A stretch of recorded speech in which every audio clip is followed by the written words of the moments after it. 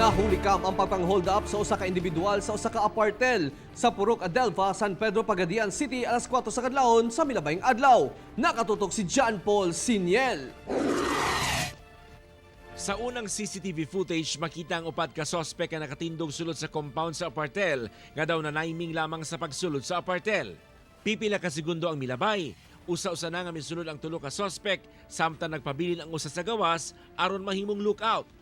Sa ikaduhang CCTV footage, makita nga kaistorya na sa sospek na nakasutog maroon nga t-shirt ang usa ka roomboy nga nakalingkod sa cashier area sulod sa Apartelle.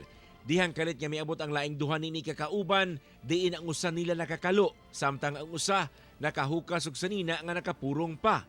Ang nakakalo, may bit-bit nga pusil nga gitutok sa roomboy, samtang ang nakamaroon og t-shirt mibunot og kutsilyo dayon tutok sa kiliran sa roomboy.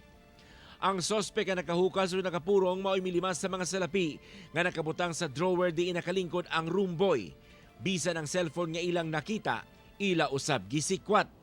Sa ikatulong CCTV, makita ang tulo ka sospek nga dungan nga migula gikan sa Apartelle. Sa report sa Pagadian City Police, nagpakaroon inon customer ang mga sospek o nagapangutana og room rate sa Apartelle ay ha sila ng hold up.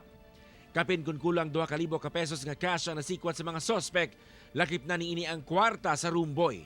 Mitakas padulong sa Pagita, barangay San Pedro ang mga sospek. Padayon pang ginaimbestigahan ang insidente. Ako si John Paul Siniel para sa Mindanao.